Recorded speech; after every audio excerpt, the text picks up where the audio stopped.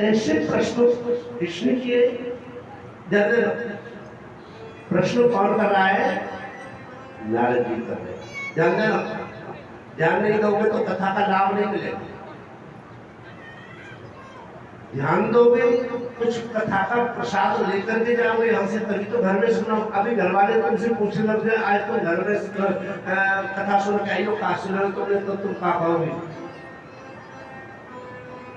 एक ही बात बोलोगे, सुनोगे, हमने जो है ना रोटी ज्यादा खा ली, रोटियों के नीचे दब गए होगे आप। तो भोजन कम करो। अब आज के बाद में 4 दिन रह जाएंगे, सुबह हो सके तो भोजन थोड़ा ढीला लो, तो सिल्यूटिन ले लो, जूस ले लो, दलिया ले लो, खिचड़ी ले लो। पर कहाँ ले थे तो मैं तो 7-8 रोटी में खाए के हटते होंगे लोग। शंकर भगवान की प्रशंसा, थोड़ा सा ध्यान दे। भगवान शिव की पूजा के लिए नारद जी ने कहा, पिताजी हमें बताइए भगवान शिव की पूजा कैसे करनी चाहिए। अगला प्रश्न किया कि शिवरात्रि का महात्म क्या है और ये शिवरात्रि किसे कहते हैं? देखते हैं हमारे यहाँ शिवरात्रि जब आती है तो लेकर के दिल्ली से लेकर के हरिद्वार तक रोड जाम हो जाता है। आपने कभी विचार किया शिवरात्रि कैसे कहते, किसे, क्यों कहते हैं शिवरात्रि? शिवरात्रि की पूजा कैसे करनी चाहिए? ऐसे प्रश्न बाबा नारद ने और ब्रह्मा जी से किए। ब्रह्मा जी बोले, हे तात, पुत्र जरा ध्यान से स्मरण करो।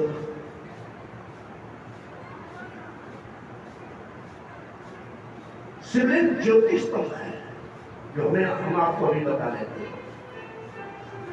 शिवलिंग को शिव प्राण के अंतर्गत ज्योति स्तंभ कहा गया है, ज्योति के रूप में।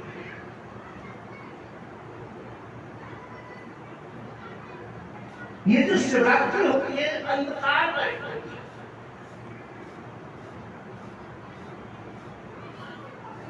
वर्ष भर में 2 शिवरात्रि, महाशिवरात्रि गई है। बाकी जो सभी शिवरात्रि है, जो 22 शिवरात्रि और उसकी है, उन्हें केवल शिवरात्रि कहते हैं। और फाल्गुन मास की कृष्ण पक्ष की चतुर्दशी और श्रावण मास के कृष्ण पक्ष की त्रयोदशी की रात्रि और चतुर्दशी की रात्रि, दोनों जो मिलती है इनको शिवरात्रि कहते हैं। इसको शिवरात्रि कहते हैं। दोनों शिवरात्रियों का अलग अलग भेद है। दोनों शिवरात्रियों को क्यों मनाते हो, या फिर भगवान श्री भोलेनाथ को दोनों शिवरात्रि प्रिय क्यों है, इधर जान दे। मेरे भाई बहनों, दोनों शिवरात्रि इसलिए प्रिय है कि श्रावण मास की जो शिवरात्रि है, इस दिन भगवान शिव त्रयोदशी की रात्रि को और चतुर्दशी की रात्रि को, दोनों रात्रियों का जब समागम हुआ, त्रयोदशी की रात्रि खत्म होने वाली है और चतुर्दशी की रात्रि प्रारंभ होने वाली है। उस समय क्या हुआ था? बोले उस समय भगवान शिव ने ज्योति स्वरूप में शिवलिंग के रूप में प्रकट हुए थे, इसलिए तो शिवरात्रि को मनाया जाता। बोली शंकर भगवान की। और फाल्गुन मास की शिवरात्रि, फाल्गुन मास की शिवरात्रि के दिन भगवान शिव का पाणी ग्रहण माता पार्वती के साथ में हुआ था, सती के साथ में हुआ था। इसलिए वो फाल्गुन मास की चतुर्दशी को शिवरात्रि को मनाते हैं। और मेरे भाई बहनों, ये दोनों ही महाशिवरात्रि कहलाती है। इसके अलावा प्रत्येक मास की जो त्रयोदशी और रात्रि जो चतुर्दशी है, रात्रि के मिलन को प्रत्येक मास की इस त्रयोदशी और चतुर्दशी के मिलन को और जो है शिवरात्रि कहते हैं। और इसी को प्रदोष वृत्ति माना गया है, यहीं से प्रदोष व्रत का प्रारंभ होता है। ऐसा भगवान श्री विधाता ब्रह्मा जी और नारद जी को संबोधन कर रहे हैं। तो श्री वेदव्यास से कह रहे हैं, ऋषि जरा ध्यान से श्रवण करो। ऐसा संबोधन अब कहने लगे, बोले इस दो तिथियों के मिलन को शिवरात्रि को कहा गया। ध्यान देना, मैं आपको बता, आपको मैं चाहता हूं कि आप लोग शिव पुराण की कथा सुनते हैं। कुछ लोग तो ये भी कह रहे होंगे कि रोजी वो तो ऐसे बताते थे, वो तो ये बताते थे, ये चढ़ाओ ऐसे चढ़ाओ, पर आप तो ये बता नहीं रहे। मैं आपको शिव पुराण की कथा सुना रहा हूँ, ना कि मैं आपको जादू करने वाली कथा नहीं सुनाऊंगा। और जिसको अच्छा लगे वो सुनेगा, और जो अच्छा नहीं लगे वो नहीं सुनेगा। मैं वायदा करता हूँ आपसे, शिव पुराण की कथा आप जिस मनोकामना से सुनोगे वो मनोकामना आपकी निश्चित पूरी होगी। मेरे भाई बहनों, इस शिवरात्रि का मिलन रात्रि को ही क्यों हुआ और किसी तिथि में क्यों नहीं हुआ, और या फिर दिन में क्यों नहीं हुआ? श्री शिव पुराण कहती है, प्रभाकर जरा ध्यान देना, भगवान शिव का एक नाम अर्धनारेश्वर आपने सुना होगा, सुना है इसमें? अर्धनारेश्वर क्यों सुना है? क्योंकि अर्धनारेश्वर इसलिए भगवान ने आदि तिथियों का, आदि तिथि का, त्रयोदशी का और आदि तिथि का चतुर्दशी का जब समावेश हुआ, दोनों मिले, तो भगवान का अर्धनारेश्वर स्वरूप पूर्ण हुआ। बोली शंकर भगवान की जय। इसलिए दोनों तिथियों में मिलकर के शिवरात्रि गाई गई। तो श्री वेदव्यास से कहते हैं, निश्चय जरा ध्यान से श्रवण करो। ब्रह्मा जी ने कहा, ब्रह्मा जी कहते हैं कि तुम इस त्रयोदशी को और चतुर्दशी को अगर विधि के साथ में, विधान के साथ में हम लोग इस व्रत को करेंगे तो जो है हमें इसका पूर्ण रूप से फल प्राप्त होगा। तो आज नारद जी ने ब्रह्मा जी से कहा, पिताश्री मैं निवेदन करना चाहता हूँ, हम ऐसा कौन सा तरीका अपनाएं जिससे भगवान से प्रसन्न हो जाए, जिससे हमारी पूजा पूर्ण हो जाए। शिवरात्रि की पूजा कैसे करें जिससे हमें पूर्ण फल मिले, जिससे हम पर कोई त्रुटि न हो जाए, कोई गलती न हो जाए, और ऐसी कृपा करो जिससे जगत का कल्याण हो। तो आज ब्रह्मा जी निवेदन करने लगे, नारद जरा ध्यान से सुनो पुत्र, मैं आपको, आपने बड़ा सुंदर प्रश्न किया है, बड़ा उत्तम प्रश्न किया है। मैं आपको उस व्रत को उस विधान को बताता हूँ जिस विधान से शिवरात्रि की पूजा करने से मानव यहाँ के समस्त सुख भोग करके, संसार के सभी सुख भोग करके, और अंत में वैकुंठ धाम के लिए, भगवान शिवलोक के लिए चला जाता है। मानव मात्र उस श्रेष्ठ विधान को मैं तुमसे कहता हूँ। शिवरात्रि का जो व्रत है वो 4 पहरों में बटा है।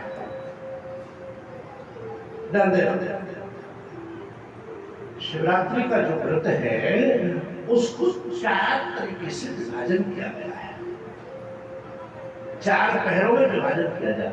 प्रथम पहर, द्वितीय पहर, तृतीय पहर और चतुर्थ पहर, 4 पहर। माने पहला सुबह सूर्य निकलने से 12 बजे तक पहला पहर प्रारंभ होता है, 12 बजे से 6 बजे तक शाम को द्वितीय पहर प्रारंभ होता है, शाम के 6 बजे से रात्रि के 12 बजे तक तृतीय पहर, तीसरा पहर प्रारंभ होता है, और रात्रि के 12 बजे से और सुबह के 6 बजे तक चतुर्थ पहर, 4 पहर है। ब्रह्मा जी कहते हैं, नारद जरा ध्यान से श्रवण करो, प्रथम पहर में हम क्या करें जिससे भगवान शिव प्रसन्न हो जाए और भगवान शिव की कृपा हमको प्राप्त हो, ऐसा हम क्या करें?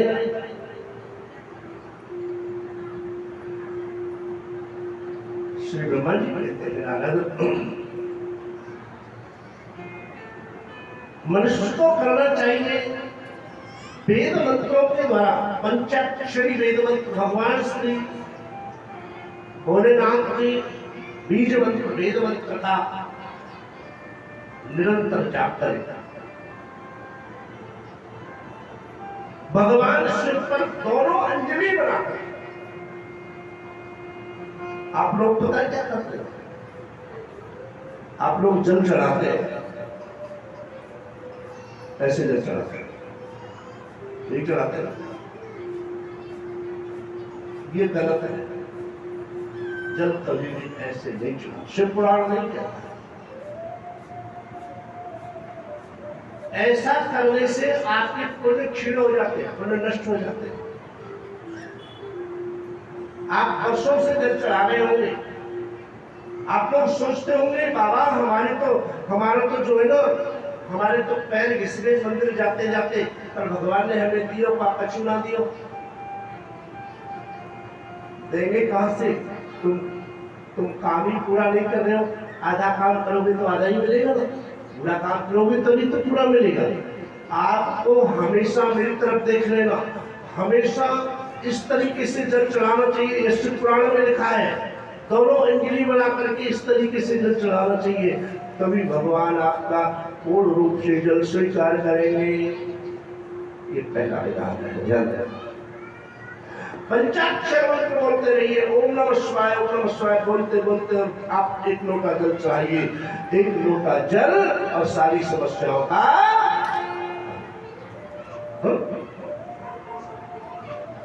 पंचाक्षर मंत्र के द्वारा आप लोग गौरी पूजन करें। शिवरात्रि के व्रत का अवतार होगा, गौरी पूजन करें, गणपति पूजन करें, नवग्रह पूजन करें, दूध चढ़ाएं, दही चढ़ाएं। जल के बाद में दूध, दही, घी, शहद, सरका, पंचामृत और फिर सबको चढ़ा करके शिवलिंग को रगड़ करके धोना चाहिए, अच्छे से धोना चाहिए। भगवान रगड़ के धो और उनको रगड़ करके फिर शुद्ध जल लेकर के, या गंगा जल हो तो गंगा जल लेकर के, और गंगा जल ना हो तो थोड़ा सा डालो, फिर पूरा साफ करना चाहिए शुद्ध जल से। शुद्ध वाला सब शुद्ध वाले श्वास अपना शुद्ध जल से भगवान का अभिषेक करो, और शुद्ध जल से अभिषेक करके जब साफ हो जाए फिर उन पर जो पूजा की सामग्री है उनको चढ़ाइए। महाराज आप लोग फल चढ़ाओ, आप लोग मिष्टान चढ़ाओ, वस्त्र चढ़ाओ, चावल चढ़ाओ, भगवान को टीका लगाओ। सफेद चंदन हो तो सफेद चंदन से टीका लगाओ, सफेद चंदन नहीं हो तो लाल से लगाओ, लाल में नहीं हो तो रोली से लगा दो, कुछ नहीं हो तो मिट्टी के चंदन से लगा दो, और कुछ भी ना हो ना तो धूपबत्ती की जो राख है ना उससे भगवान का तिलक लगा दो, भगवान प्रसन्न हो जाते। बोली शंकर भगवान की। मैंने बोला ना सबसे सीधे देवता है, राख से भी खुश हो जाते, राख से भी तिलक भगवान का लगा सकते हैं। आपके पास में चंदन नहीं है, अक्षत पुष्प, अच्छा काले तिल चढ़ाना चाहिए। कई लोग सोचते हैं कि काले तिल नहीं है तो शंकर भगवान पे सफेद तिल ले चलो, नामा माते कालो नामा बढ़िया। आप लोग सोचते हैं कि भाई कुछ नहीं है, भाई ना किसी ने कही तेरा मामा है, बोलो भैया है तो सही पर मेरो कान हो है, बोल तेरा बोल मेरो तो कछु ना है भैया, नामा माते तो कानो मामा बढ़िया। तो तुम लोग ऐसे भी सोच लेते होंगे, परंतु शिवपुराण कहती है जरा ध्यान देना, मैं निवेदन कर दूं आपसे। शिवपुराण कहती है कि शिवपुराण में लिखा है सफेद तिल भगवान शिव को नहीं चढ़ाना चाहिए। सफेद तिल शिवलिंग पर चढ़ाने से आयु क्षीण होती है, आयु घटती है, इसलिए शिवलिंग पर केवल काला तिल चढ़ाना चाहिए। और फिर उसके बाद में षोडशोपचार से पूजन करने के बाद में मेरे भाई बहनों फिर आप जो है आरती करो और भगवान शिव जी की अर्घ प्रदक्षिणा करो और फिर क्षमा की याचना करो कि प्रभु तेरा तुझको अर्पण क्या लागे मेरा, ओम जय शिव ओंकारा। अच्छा एक बात बोले, कितने झूठे लोग, कितने झूठे महा झूठे लोग हैं आजकल। भगवान से कह तो देते तेरा तुझको अर्पण क्या लागे मेरा, ओम जय शिव ओंकारा।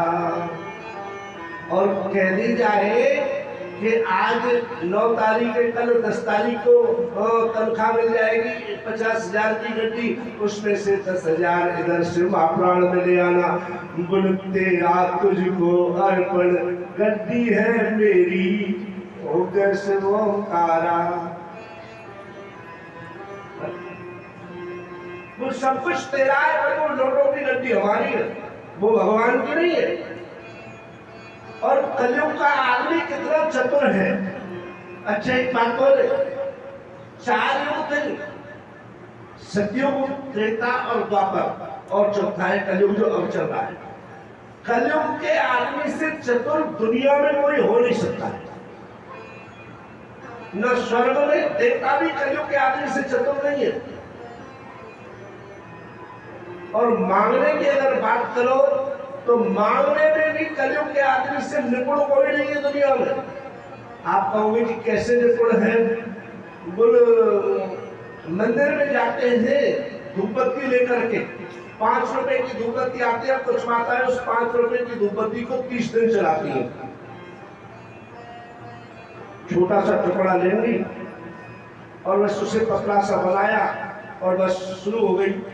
सुख संपत्ति घर आवे, कष्ट मिटे तन का, ओम जय शिव ओंकारा। धूपबत्ती क्या पैसे की है? 15 पैसे, ज्यादा से ज्यादा। कितने पैसे की धूपबत्ती? और मांग क्या रही है? 15 पैसे की धूपबत्ती चढ़ा करके क्या मांग रही है? सुख संपत्ति, सुख भी आ जाए, संपत्ति भी आ जाए, और शरीर में जो घुटने में दर्द है ना ये भी दूर हो जाए। भगवान को पागल समझ रखा है? अरे तनख्वाह का 1% 2% तो कम से कम भगवान के मंदिर में दे देते, तभी तो भगवान कहता चल 1% तो दे दिया भले आदमी। तो बंधुओं मैं निवेदन करना चाहता हूँ आप लोगों से कि ये कलयुगी जीवन मांगने में बड़ा है, तो हमें क्या करना चाहिए? बोलो, ब्रह्मा जी कहते हैं कि हमें भगवान को सर्वोपचार से और लास्ट में दक्षिणा दे करके फिर उन भगवान से प्रार्थना करना चाहिए कि हे प्रभु सुखी बसे संसार सब और दुखिया रहे न कोई, ये अभिलाषा हम सब की भोले पूरी हो। प्रथम पहर की पूजा आज समाप्त होती है। द्वितीय पहर में भगवान ब्रह्मा जी से नारद जी महाराज ब्रह्मा जी से कह लगे महाराज फिर द्वितीय पहर की पूजा, पहली पहर की पूजा आपने कर ली, प्रथम पहर की, फिर द्वितीय पहर में पूजा करें। ब्रह्मा जी कहते हैं कि हे पुत्रो, जिस प्रकार से प्रथम पहर की पूजा की है उसी विधान के साथ में षोडशोपचार के साथ में नवग्रह आदि की और गणपति की और महाराज मां सरस्वती की और सभी शिवगणों का पूजन करें। और जो हमने दक्षिण, जो हमने सामग्री चढ़ाई है उसमें दो वस्तुएं ऐसी है जो पहली पूजा से दोगुनी होनी चाहिए। ध्यान देना है जिसमें जौ का आटा और पुष्प अगर आपने 10 पुष्प चढ़ाए हैं, ये विधान शुक्राणु कह रही है, आपने 100 ग्राम आटा चढ़ाया है तो 200 ग्राम, 10 पुष्प चढ़ाए हैं तो 20 पुष्प, 2 गुणी सामग्री और भगवान को चढ़ाए। और फिर पहली पूजा प्रथम पहर में भगवान का भोग लगाना चाहिए, मिष्ठान का, मिठाई का भोग लगाना चाहिए पहले। और दूसरे में क्या करें? बोले दूसरे जो पहर की पूजा है, सभी याद रखोगे कि नहीं रखोगे? पक्का याद रहेगी? शिवरात्रि की पूजा बता करके जा रहा हूँ, शिवरात्रि आएगी 4 महीने बाद।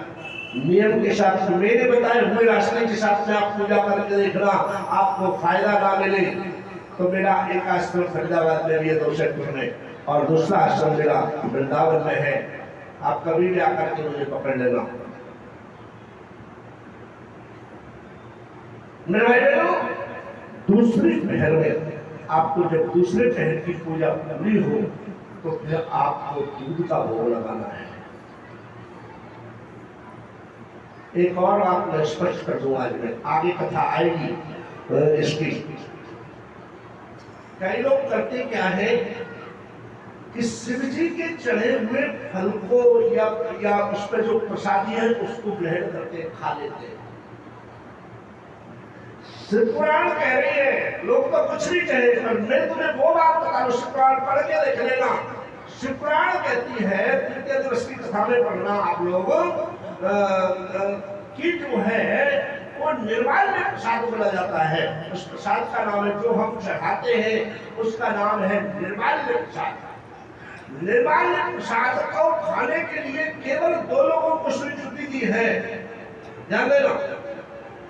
2 लोगों को निर्माल्य प्रसाद खाना चाहिए, जो चढ़ा हुआ प्रसाद से मिलकर 2 लोगों को खाना चाहिए। 2 लोगों में कौन है? वो जो एक तो सन्यासी लोग जो होते हैं, सन्यासी महात्मा लोग होते हैं, उनको निर्माल्य प्रसाद खाना चाहिए। एक जो गांव में तो पहले संजोगी ब्राह्मण कह देते थे, आजकल पुजारी कह देते हैं। जो पुजारी होते हैं, पुजारी ब्राह्मण जो होते हैं, उस पुजारी ब्राह्मण को जो है विष्णु प्रसाद को खाने का अधिकार है। वैरागी ब्राह्मण जो होते हैं, पुजारी जो होते हैं, उन केवल 2 ही लोगों को शिव पुराण में स्वीकृति दी है, और किसी को ये निर्माल्य प्रसाद खाने की स्वीकृति शिव पुराण नहीं देता है। और आजकल तो पंडित जी ने अगर वो फल चढ़ा हुआ नहीं दिया ना, और प्रधान जी को नहीं दिया गलती से, जो मंदिर के प्रधान जी है उसको नहीं दिया, तो पंडित जी को अब अगले महीना रहने देंगे मंदिर में या नहीं रहने देंगे कोई पता नहीं। अच्छा, पुजारी ने वो अनार वाला प्रसाद हमको नहीं दिया, उसने अपने लिए रख लिया होगा, जरा छुट्टी करो उस पुजारी का। पर बंधुओं में निवेदन कर दूं आप लोगों से, केवल पुजारी को देता है शिवलिंग की पूजा का चढ़ा हुआ फल। हाँ, यहां शिव पुराण कहता है, हम जो भोग लगाते हैं, जैसे पहली पूजा में भोग मिठाई का लगाया, दूसरी पूजा में जो भोग लगाया वो दूध का भोग लगाया, उस प्रसाद को कोई भी खा सकता है, क्योंकि भोग को हम खा सकते हैं, चढ़ा हुआ नहीं खाते। एक और गलती हम लोग करते हैं, आप लोग माताएं बहनें करती हैं कि धूप बत्ती लेती हैं शिव जी पे जाकर के और शिव जी के ऊपर ही रख देती है। रखती है नहीं रखती है? मिश्रा जी ये तो बताते हैं कि पूजा किया करो, ये बताना भूल गए कि माताओं को ये भी बताए कि शिवलिंग के ऊपर धूपबत्ती को ना रखे, धूपबत्ती अलग रखनी चाहिए। क्या तुम्हारे शरीर पर तुम्हारी कोई पूजा करे और वो दीपक कटोरी में रखा हुआ दीपक तुम्हारे शरीर पर रखने कैसा लगेगा? शरीर जलेगा या नहीं जलेगा? बंधुओं ने निवेदन करना चाहता हूँ आप लोगों से, ये अपराध कभी मत करना, ये गलती मत करना। धूपबत्ती को या घी की बत्ती जलाते हो तो उसको दूर रखो, शिवलिंग से दूर रखना चाहिए, थोड़ा सा अलग रखें और भगवान से प्रार्थना करें, क्योंकि भगवान कभी स्वीकार थोड़ी करते, उसकी टाइम पर रख दोगे, भगवान भावते होते हैं कि भाव बिनाए निधवन मधवन दिखत है वीरान भाव के बस में है भगवान। अगर हृदय में भगवान कहते हैं कि भाव का भूखा हूं मैं और भाव ही एक सार है, भाव से मुझको भजे तो भव से बेड़ा पार है। भाव बिन जो भी तू देता मैं कभी लेता नहीं, भाव से दो फूल देवे ये मोरा सत्कार है। अन्न धन और वस्त्र भूषण कुछ न मुझको चाहिए, भाव से मेरा नाम लेवे ये मोरा सत्कार है। भगवान जरूरी नहीं कि उसके सिर पर दीपक रखने धूपबत्ती रखने जबी माने, भगवान दूर से रख दो और रख कर के कहो प्रभु ये आरती स्वीकार करो अपना भोग से। तो भोग को मैं निवेदन करना चाहता हूँ। श्री पुराण कहता है कि भोग जो हम लगाते हैं वो भोग को हम लोग ग्रहण कर सकते हैं भाई बहनों, परंतु हमें कदापि जो शिवलिंग पर चढ़ा हुआ प्रसाद है वो प्रत्येक व्यक्ति को नहीं खाना चाहिए और पुजारी से नाराज भी नहीं होना चाहिए। अगर पुजारी प्रसाद शिवलिंग का प्रसाद नहीं दिया है तो पुजारी से नाराज नहीं होना चाहिए। पुजारी को अधिकार है, सन्यासी को अधिकार है, वैरागी को अधिकार है जो शिवलिंग का प्रसाद ग्रहण कर सके, बाकी किसी को दूसरे व्यक्ति को अधिकार नहीं है। अब बात आती है तृतीय पहर में क्या करें। तृतीय पहर में प्रथम पहर की भांति भांति से जल स्नान कराए, षोडशोपचार के पश्चात पूजन करे और फिर दोगुनी वस्तु में माने द्वितीय पहर की सामग्री से दोगुनी सामग्री तृतीय पहर में चढ़ाए और फिर भगवान को साग का भोग लगाए, चाहे उसमें हरी सब्जी हो चाहे जो भी हो, जो साग रूपी वस्तु है उन साग रूपी वस्तुओं का भोग लगाए और भोग लगा करके और भगवान की तृतीय पहर की पूजा प्रार्थना दक्षिणा देकर के तृतीय पहर का पूजन संपन्न करे। बोल वृंदावन बिहारी लाल की, बोलिए शंकर भगवान की। अब बात आती है चतुर्थ पहर में।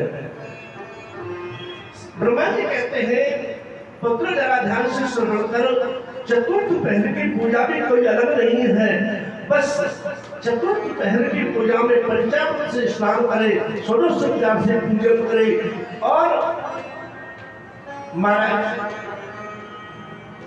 भगवान सिर पर उड़द चढ़ाना चाहिए, उड़द की दाल चढ़ानी चाहिए। उड़द की दाल चढ़ाने से आपके शत्रुओं का विनाश होगा, शत्रु परास्त हो जाएंगे। उड़द की दाल चढ़ाने से आप लोगों को क्षय रोग से मुक्ति मिलेगी। उड़द की दाल चढ़ाने से आपके शरीर के अंदर एनर्जी पैदा होगी।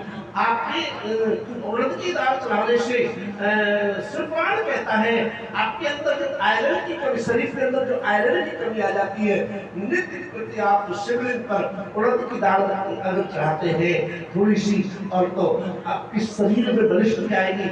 आयरन नाम का जो ऐसा विज्ञान भी सिद्ध करते हैं क्योंकि उड़द को खाने से, उड़द को छूने से, मैं आज एक विज्ञान की किताब पढ़ रहा था तो विज्ञान ने मैंने सोचा कि इस पुराण में ही लिखा है परंतु इसका विज्ञान क्या कहता है, तो मैंने आज विज्ञान की किताब पढ़ रहा था तो उसमें विज्ञान सिद्ध कर रहा है कि उड़द के खाने से और उड़द के स्पर्श करने से, त्वचा स्पर्श करने से शरीर के अंदर आयरन की कमी पूरी होती है। इसलिए चतुर्थ पहर में और जो है भगवान का उड़द के साथ में पूजन करे, षोडशोपचार के बाद में उड़द चढ़ाए, उड़द से बनी हुई वस्तुएं चढ़ाए और मेरे भाई बहनों अन्न चढ़ाए और उसके बाद में उड़द की दाल से बनी हुई मिठाई या बना हुआ प्रसाद उसका चतुर्थ पैर में भगवान शिवलिंग का भोग लगाना चाहिए और शंकर भगवान प्रसन्न हो जाते। बोली शंकर भगवान की जय। आइए 2 मिनट थोड़ा भगवान शिव का नाम संकीर्तन आप लोगों की सुस्ती भी थोड़ी दूर हो जाए और फिर कथा आगे प्रारंभ करेंगे। लगन तुमसे लगावे थे, लगन तुमसे लगावे थे, जो होगा देखा जाएगा। लगन तुमसे लगा बैठे, जो होगा देखा जाएगा। लगन तुमसे लगा बैठे, जो होगा देखा जाएगा। लगन तुमसे लगा बैठे, जो होगा देखा जाएगा। जो होगा देखा जाएगा। जो होगा देखा जाएगा। जो होगा देखा जाएगा। जो होगा देखा जाएगा।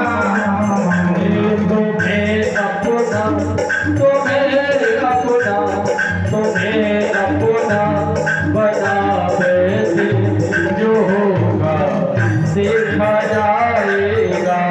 तुम्हें अपना बना बैठे, जो होगा देखा जाएगा।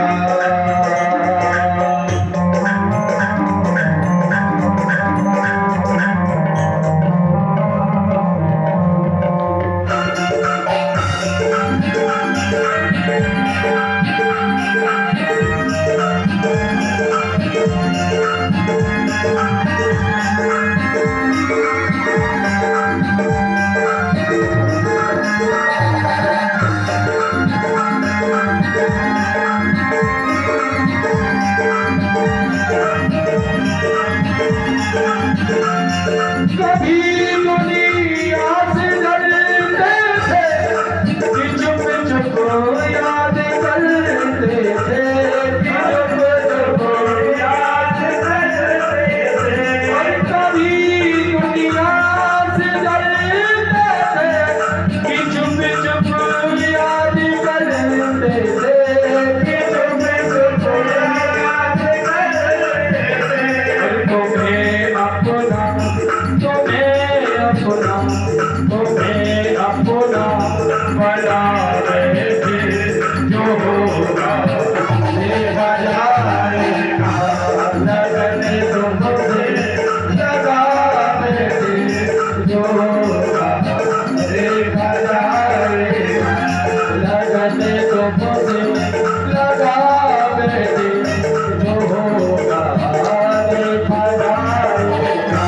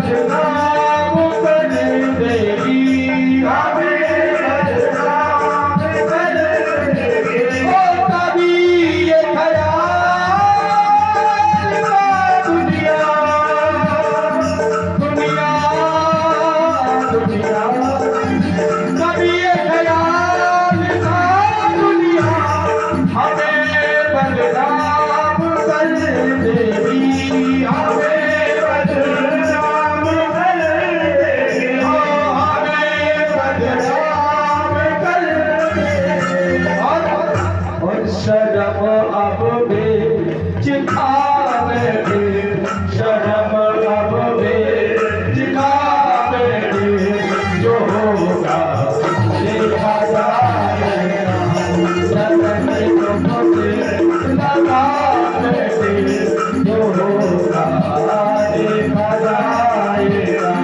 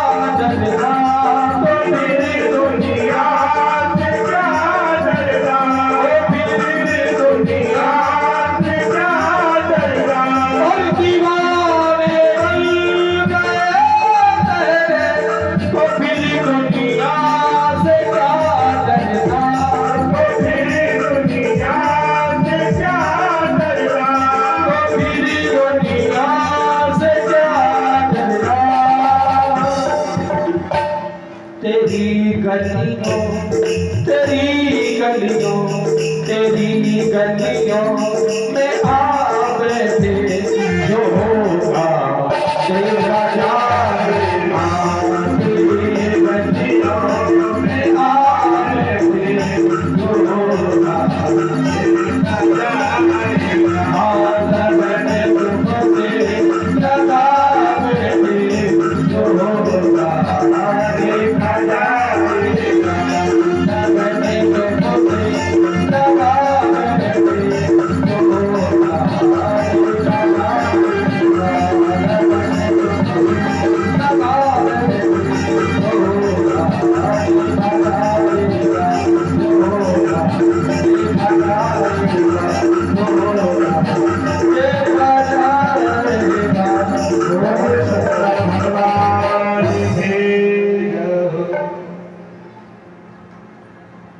परमादरणीय श्री नारद महाराज ने फिर एक प्रश्न किया, महाराज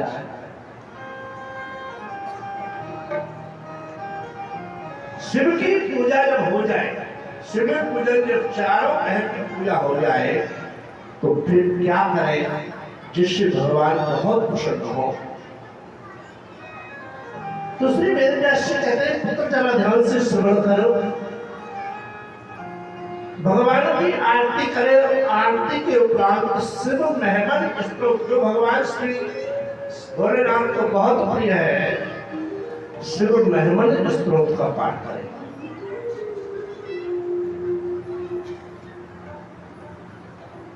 अखंड बिल्वपत्र लेना चाहिए। जब चारों पहर की पूजा पूरी हो जाए तो अखंड 108 बिल्वपत्र लो।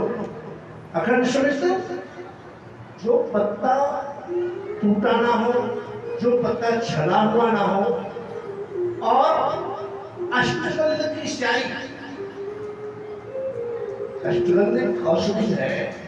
भगवान शिव को विशेष प्रसन्न करने के लिए अष्टगंध की स्याही बनाओ, और अष्टगंध की स्याही बना करके अनार की कलम बनाओ। अनार की कलम से, अष्टगंध की स्याही से और अखंड बिल्वपत्र पर राम नाम लिखो। राम नाम लिख करके और अष्टगंध की स्याही से और भगवान शिव पर ओम नमो शिवाय बोल करके समर्पण कर दे, तो भगवान शिव अत्यंत प्रसन्न हो जाते। बोली शंकर भगवान की जय हो। शिवरात्रि के महात्मों को क्रमशः प्रत्येक पहर में पूजन कर, चारों पहर में मेरे पूजन करके और महाराज रात्रि का जागरण करें, कथाओं का वर्णन करें, पंचाक्षर मंत्र का जाप करें, नाम संकीर्तन करें, क्योंकि नाम संकीर्तन एक ऐसी औषधि है, दुनिया में जब किसी कार्य से पाप नष्ट न हो तो शास्त्र कहते हैं, नाम संकीर्तनं यस्य सर्व पाप प्रणाशनम प्रणामो दुख शमनस्तुम तुम नमामि हरि परम। तो आपके नाम संकीर्तन करने से आपके समस्त पाप नष्ट हो जाते हैं। इसलिए भगवान श्री विधाता ब्रह्मा जी कहते हैं कि नारद, फिर मेरा नाम शिव का नाम संकीर्तन करे, पंचाक्षर मंत्र का जाप करे, और इसके उपरांत जब चारों प्रकार की चारों पूजाएं जब पूरी हो जाए, समस्त पूजा से निवृत्त होकर के हवन यज्ञ करे, और हवन यज्ञ के उपरांत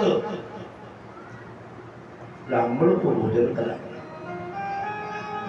उड़द की दाल से बने हुए पकवान, उड़द की दाल से बने हुए मिठाइयाँ ब्राह्मणों को भोजन कराए, और ब्राह्मण को भोजन करा करके और फिर दक्षिणा दे करके, वस्त्राभूषण दे करके विदा करे। इससे भगवान की इस कार्य की पूजा चतुर्दशी को, शिवरात्रि को करने से और जीव के समस्त पाप नष्ट हो जाते हैं। ब्रह्मा जी ने ऐसी लीलाएं, ऐसी कथा, और महाराज आज नारद जी को बताई। नारद जी ने फिर प्रश्न किया, जरा ध्यान देना मेरे भाई बहनों।